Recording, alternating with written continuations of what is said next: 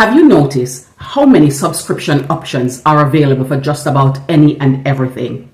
Have people become so used to subscription services that they don't differentiate between those that are of value for them and those that are exploitative? Are people getting sick of the ever-expanding subscription models imposed under the modern corporate structures and agenda? Are consumers overrun with subscription packages sold to them for a leaner, better life? Let's explore the idea of our modern day subscription bundles. Welcome back to Ira Living. In today's episode, we're going to be exploring being subscription overrun and the agenda behind selling us more and more subscriptions. A subscription overrun is where there are extensive numbers of subscriptions, much higher than needed or should be available to individuals so that they can access. And they're made in such a way that individual consumers are being exposed to these in areas that they don't even need to have subscriptions. So let's examine the fact that you already probably have a subscription for streaming. You might have a subscription for postal delivery. You might have a meal subscription plan, and there are many others. We're not going to focus on those today because those are commonplace subscriptions that people feel the need to have.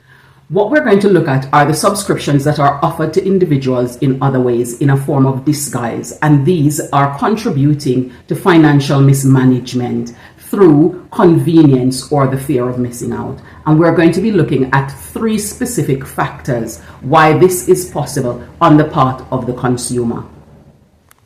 Factor number one is called scope creep, and this is a subtle deviation from the original scope through the addition of new features, and it starts out very small with small changes, and before long it becomes a huge problem. And this exists in one of two ways in consumers. In the first instance, it's where you already have a subscription. For example, you have a streaming subscription, and then they decide that you can pay a little bit more in order to add a specific feature on. So for example, it could be a situation in which you decide that you want to upgrade to the sports networks, for example, because you want to have that experience, or you decide that you want to go to the ad-free version of the streaming service that you're being provided, and other features that they might add on as special that you then pay in addition to acquire. Now, the other way in which this happens is where you already have subscription packages, and you decide that, okay, this is a new experience that you can have. They also have this service being provided in a subscription package. And whilst you weren't able to pay for it in its totality, you can now pay for it through installments as a subscription. And therefore you buy into one and then you buy into another. And before long, you either have too many additional features that you've added on or too many additional subscriptions that you have taken on, all of which is constantly draining your resources that could be directed elsewhere. And number two is the unconsciousness of hidden cost. Now, in this regard, it's where we haven't examined fully some of the costs that we're going to be paid when it's not told to us upfront. So, for example, if you have decided that you were going to go with a catalog subscription and you decide that you're going to buy items from this catalog and you are told that it's going to be 0% interest for a period of time, and then you haven't factored in when that 0% interest is finished and it's not paid for, how much you're then going to need to pay to carry on that subscription, because you need to make the payments that you already have acquired the products for. It could also be where you are trialing medication or articles for in terms of magazine subscriptions and other things like those, where you are paying a cost without recognizing at the point when you sign up for it how this was going to impact you in the long run. Some of the other issues with this subscription process and the unconsciousness of the hidden cost is not knowing how many times you're actually going to use the resources that you're subscribing for, or how often you're going to need to replace anything that you are subscribing to acquire. Now, it's also looking at the fact that you're losing out on saving and or investing instead, because that money could be directed in that way. So sometimes the subscription causes people to take on liabilities instead of building equity. So some examples of this, for example, are things like if you decide that you're going to take on a phone contract where you have it for 2 years, you have the phone, and at the end of that, they then suggest that you could take an upgrade.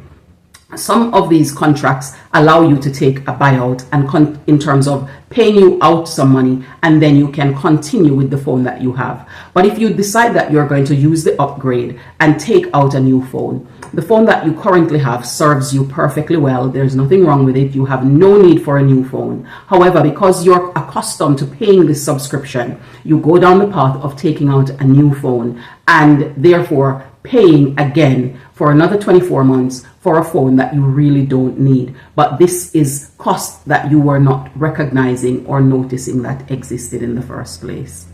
In regards to the clothing catalog or store cards, you are literally paying for these subscriptions, and you're paying interest on clothing that you're already wearing and that you are going to be wearing out even before you finish paying off some of them, especially if you go down the point of minimum repayments. Now, the next area as well is the hire purchase. And this is such a hidden cost because you're paying for something that you have acquired before you're able to fully afford it. And you're paying for a depreciating asset whilst you're also paying interest, increasing interest on the purchase of these items. And a lot of these things, such as the phone contract, the hire purchase, the store cards, the clothing cards, the credit cards, and many other of these facilities that allows you to acquire things before you can afford them in its entirety, are now modern day subscription. They are subscriptions because they're following the subscription model of monthly payments on acquiring things that you want to use in your everyday lifestyle and in your everyday living. The third factor is behavioral bias. And behavioral bias are systematic, predictable errors or influences that applies to everyone when they're interpreting information and making decisions. So for example, in the instances of some of these subscriptions or monthly payments, we have told ourselves that it's somehow going to be beneficial to us. One, because we're going to be using having access to the things and using them even before we're able to afford them. And we've also told ourselves that we're able to pay these monthly payments. We've been paying them so far and they haven't been that big of a bother, so we can continue to pay them. We haven't stopped to look at the impact it's having on us financially now in the present as well as financially in the future.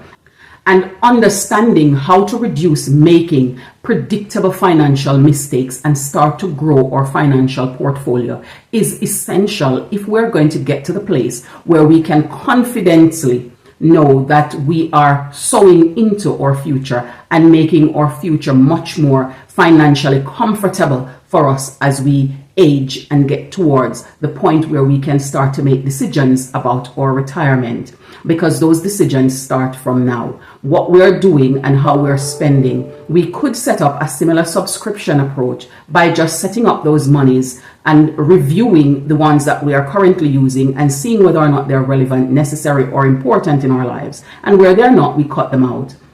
Because we've developed this habit of paying it so far, then it should be really convenient for us to continue to pay them, but instead pay them into a savings fund or an investment fund so that that money is growing and will then be able to give us value for the future.